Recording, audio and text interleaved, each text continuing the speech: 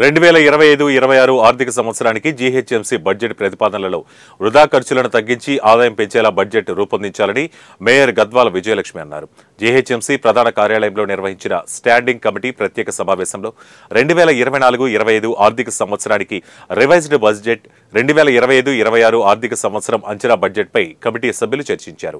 ఈ సందర్భంగా పలువురు సభ్యులు అడిగిన ప్రశ్నలకు ఫైనాన్స్ అడిషనల్ కమిషనర్ గీతారాధిక వివరణ ఇచ్చారు.